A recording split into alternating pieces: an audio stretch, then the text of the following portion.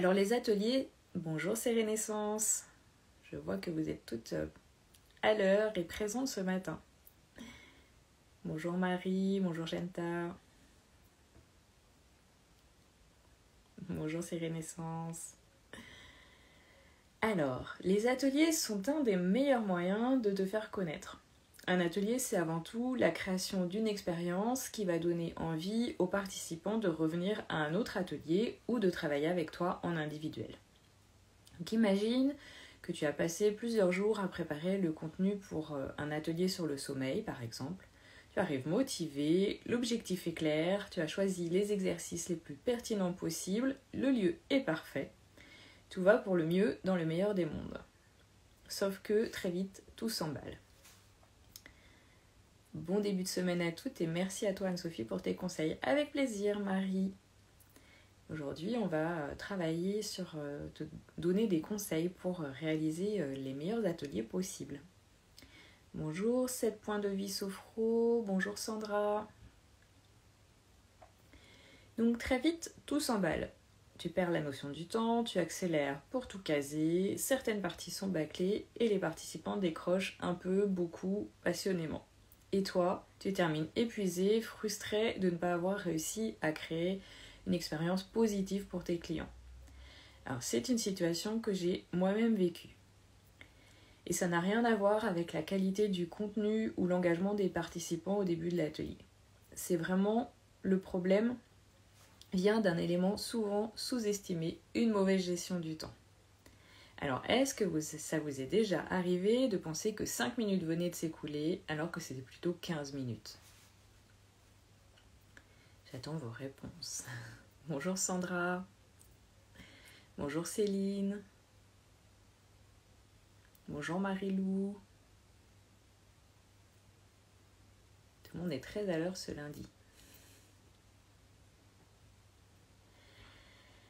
Alors, 7 points de vie Sophro, oui, ça t'est déjà arrivé. Donc, ce que je vais expliquer par la suite va particulièrement t'intéresser. Parce qu'un bon atelier... Bonjour tout le monde, Céline. Parce qu'un bon atelier, ce n'est pas seulement des informations intéressantes ou des enchaînements de relaxation dynamique ou sophronisation bien pensée. C'est aussi une gestion fluide du temps et de l'énergie des participants pour créer une bonne expérience. Bonjour Aurélie, bonjour Karine. Quand tu y arrives, tout est beaucoup plus simple pour eux. Ils sont satisfaits de la session, détendus, et ils ont appris de nouvelles choses pour les aider dans leur quotidien. Si tu gères mal ton temps, tu risques de donner une impression de précipitation et de réduire l'impact des derniers exercices.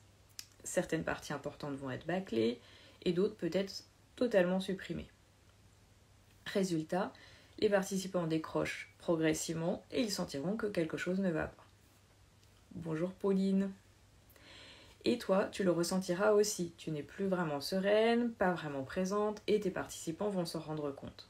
Et tu ne seras plus un modèle de sérénité. Il y aura une déconnexion. Alors, quelle est votre plus grande crainte concernant la gestion du temps lors d'un atelier ? Si vous avez déjà animé un atelier ou peut-être préparé un atelier. Alors heureusement, en considérant 3 points clés, vous allez éviter ce scénario catastrophe. Ça va vous aider à mieux gérer votre temps. Donc les 3 points clés, ce sont les courtes transitions bien pensées pour éviter les cassures et maintenir l'attention. Alors 7 points de vie Sophro, que ce soit trop long. Pauline, jamais animée d'atelier encore. Marie, débordée du temps. Et c'est Renaissance, pas facile de savoir si les personnes vont beaucoup s'exprimer par exemple. Tout à fait. Alors après c'est vrai que quand on... Et Céline, que ce soit trop court. Voilà. Alors entre trop court, trop long, voilà. On a du mal parfois à estimer le temps des exercices en groupe et en atelier. Et c'est vrai que toute la partie qui dépend du temps d'expression de chacun est parfois difficile à estimer. Alors on va voir plus loin tout un tas de techniques pour améliorer la gestion du temps et pouvoir justement cadrer, savoir si l'atelier est trop court, trop long, comment bien gérer. Donc il y a 3 astuces principales. Donc les courtes transitions bien pensées pour éviter les cassures, maintenir l'attention de l'audience, prévoir des marges de sécurité et enfin la 3e clé, c'est l'entraînement. Donc plus concrètement, pour les phases de transition qui vont permettre de passer d'une partie de ton atelier à une autre sans rupture, une bonne transition va annoncer ce qui va venir et fait le lien avec ce qui vient d'être abordé. Par exemple, pour l'atelier sur le sommeil, donc tu viens de parler de la routine du soir pour préparer l'endormissement. Au lieu de dire simplement « nous allons faire un exercice de respiration », tu peux dire « maintenant, nous avons posé les bases d'un sommeil paisible avec notre routine pour créer un environnement calme et nous allons utiliser une technique de respiration pour renforcer notre relaxation ». Si besoin, je vous invite à écrire les transitions à l'avance. Ça va vous permettre de rendre l'atelier beaucoup plus fluide. Enfin, ensuite, pour les marges de sécurité, donc il faut toujours prévoir l'imprévisible. Les problèmes techniques, les retards, plus d'explications nécessaires que prévues sur un point important, peut-être des participants qui s'expriment plus longtemps. Donc prévoir une marge de sécurité justement pour pallier au problème de, comme disait Sérénessence, donc quand on ne sait pas si les personnes vont beaucoup s'exprimer ou pas, on prévoit plus large. C'est toujours plus facile de meubler si jamais il y a trop de temps prévu entre les exercices que de courir pour rattraper l'exercice suivant parce qu'on n'a pas prévu suffisamment de marge. Donc prévoir l'imprévisible, tout ce qui est problème technique, retard, les explications, les participants qui s'expriment plus. Par exemple, si vous avez prévu 10 minutes pour une sophronisation et puis un des participants pose des questions très pertinentes sur tout un tas de différences entre le stress, l'anxiété, vous ne voulez pas l'interrompre, mais vous savez que vous ne pouvez pas dépasser parce qu'il n'y a pas de marge dans le planning. Ça va créer une frustration chez vos participants. Donc vraiment, prévoyez un maximum de marge de sécurité. Et ensuite, la dernière astuce, c'est de tester votre atelier à l'avance. Donc faites un ou plusieurs tests dans les conditions les plus proches du jour J et surtout chronométrez-vous. Expliquez chaque exercice comme si vous étiez devant vos clients. Expliquez également les aspects plus théoriques. Répondez à une liste de questions que vous avez préparées. Donc imaginez les questions que les participants vont se poser et répondez-y. Comme ça va vous donner vraiment un entraînement en conditions le plus réel possible. Bonjour Sophie. Et c'est la seule manière de maîtriser son temps, c'est vraiment de s'entraîner.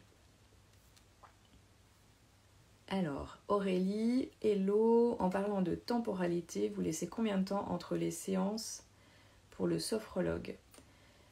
Alors, c'est-à-dire entre les séances individuelles, donc des séances au cabinet, entre des séances individuelles, combien on garde de marge entre les séances, c'est ça ? Sophie, coucou tout le monde, coucou Sophie. Alors, je ne sais pas Aurélie si j'ai bien compris ta question, c'était bien entre les séances en individuel ou entre plusieurs ateliers ? Entre chaque client, ok. Alors, après, ça dépend de chaque sophrologue. Ça dépend de ta capacité de récupération entre chaque séance. Moi, je considère qu'au moins un quart d'heure, c'est pas mal. Déjà, le temps peut-être de réorganiser ton cabinet, selon si tu reçois des adultes ou des enfants. Parfois, on n'organise pas son cabinet de la même manière. On ne dispose pas de la même manière les fauteuils, voilà, selon comment tu es organisé. Et puis, ça permet de se remémorer aussi la fiche client du futur client, de refaire un petit peu de vide dans son cabinet et se rendre complètement disponible pour le client suivant. Pour moi, un quart d'heure, c'est un minimum. Parfois, les sophrologues ont besoin de 30 minutes. À toi de voir combien de temps tu as besoin. Après, souvent, quand on débute, on a besoin de plus de temps pour récupérer de l'attention, pour être de nouveau pleinement disponible pour le client suivant. Mais au moins un quart d'heure. Alors, je ne sais pas pour l'instant combien tu prévoyais d'avoir de temps entre les séances. Mais au moins un quart d'heure. Je pense qu'une demi-heure, ça permet convenir à tout le monde. Si tu prévois 30 minutes entre chaque séance, ça devrait être suffisant pour récupérer, faire une petite pause, te détendre, faire autre chose aussi peut-être avant ta séance suivante. Voilà, pour retrouver de l'énergie et ne pas finir ta semaine épuisée. Ok, à peu près 30 minutes. Ok, mais ouais, je pense que 30 minutes c'est pas mal, surtout quand on débute. Et puis après, ça dépend vraiment de la capacité de chacun.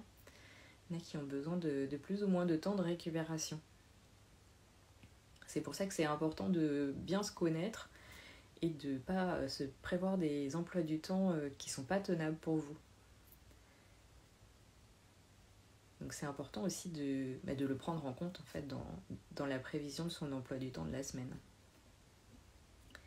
Alors, pour l'entraînement, donc c'est vraiment nécessaire et important de s'entraîner pour justement gérer son temps, maîtriser son temps. Plus vous vous entraînerez en conditions le plus proches de la réalité, plus vous allez avoir parcouru toutes les difficultés que vous allez pouvoir rencontrer.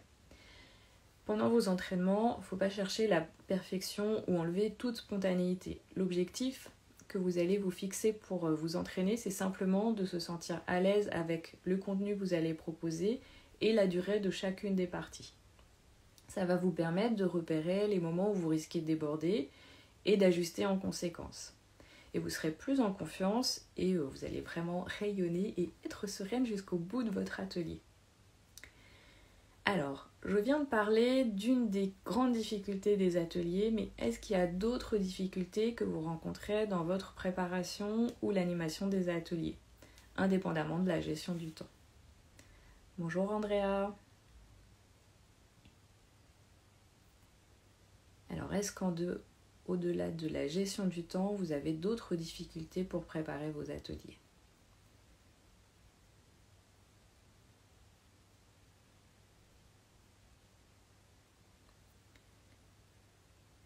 Alors Andrea, l'atelier Le Sophro Coffee sera disponible en replay comme d'habitude, donc sur Instagram, parce que tu arrives un petit peu à la fin du Sophro Coffee.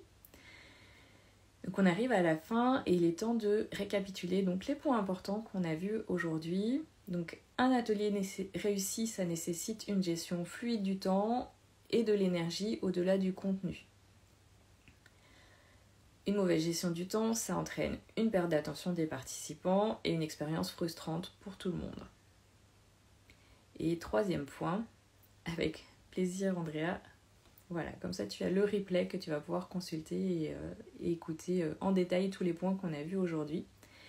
Et puis les bases d'une bonne gestion de temps, c'est l'inclusion des transitions, des marges de sécurité et la pratique de l'atelier à l'avance. Donc la gestion du temps que je préconise, c'est vraiment une question d'équilibre entre la structure et la spontanéité. C'est ce qui permet de créer des ateliers mémorables que les participants recommanderont à leur entourage et qui vous permettra de vous faire connaître. Alors, 7 points de vie sophro, donc non, pas spécialement, mais je ne suis pas d'accord avec tout. Ah, d'accord. Alors, avec quoi n'es-tu pas d'accord ? Alors, ma sophro avec Marie, tout est bien clair, merci Anne-Sophie. Avec plaisir Marie. Bonjour Pauline, donc si tu veux voir le Sophro Coffee, il sera disponible en replay sur Instagram. Alors, 7 points de vie sophro, il faut faire en fonction de la personne que l'on accompagne pour le temps avant tout. Alors, quand on est en individuel, tu penses personnellement, ok. Alors, quand on est en individuel, la gestion du temps est vraiment différente. Là, c'est vraiment pour les ateliers, donc pour les séances de groupe. Et les ateliers, généralement, sont un petit peu plus longs qu'une séance de groupe classique. On est plus sur 1h30, 2h d'atelier. Bonjour Florence. Quand il y a un groupe à gérer, c'est difficile de faire en fonction de la personne qu'on accompagne. Parce que on va avoir beaucoup de personnalités et beaucoup de personnes différentes à gérer et à faire travailler sur les exercices de sophrologie. Donc il faut vraiment se fixer un temps, à mon sens, pour que l'atelier se passe bien. Cadrer le temps pour que vous arriviez à faire à peu près tout ce que vous aviez prévu dans le temps imparti, pour que tout le monde soit satisfait. Parce que quand il y a un groupe, il va y avoir des personnes qui vont fonctionner plus rapidement que d'autres. Alors il faut trouver un juste milieu, pas procéder trop rapidement pour que les personnes qui ont besoin de plus de temps ne risquent pas d'être dérangées pendant l'atelier. Et c'est important de cadrer quand même le temps quand il y a une séance de groupe. Alors quand il y a de l'individuel, je suis complètement d'accord, on peut se permettre de ne pas faire toute la séance qu'on avait prévue, d'adapter selon les besoins de la personne, parce qu'on peut être vraiment à l'écoute de ses besoins, parce qu'on n'a qu'une personne à écouter. Et donc on peut vraiment adapter. Quand il y a un groupe, faut trouver un juste milieu, s'adapter quand même globalement au groupe, pas faire un atelier TGV en mode voilà j'ai prévu 5 minutes pour la RD et tout le monde doit suivre, etc. Il faut leur laisser quand même le temps de s'installer, de vivre les exercices à leur rythme, mais en cadrant quand même le temps. Alors c'est pour ça aussi qu'on prévoit des marges de sécurité assez grandes pour que justement si un participant a besoin d'un tout petit peu plus de temps, on s'adapte, mais tout en restant dans cette marge de sécurité qu'on a prévue. C'est pour ça qu'en s'entraînant, on se dit, voilà, je sais que sur cet exercice-là, je peux mettre une marge de sécurité de 10 minutes. Donc pendant qu'on anime, on se dit, bon voilà, on peut se permettre de dépasser sur ces 10 minutes, mais pas plus. Parce que si on dépasse au-delà de 10 minutes, ça va mettre en péril l'ensemble de l'atelier et l'ensemble des participants sera inconfortable en fait, ou insatisfait.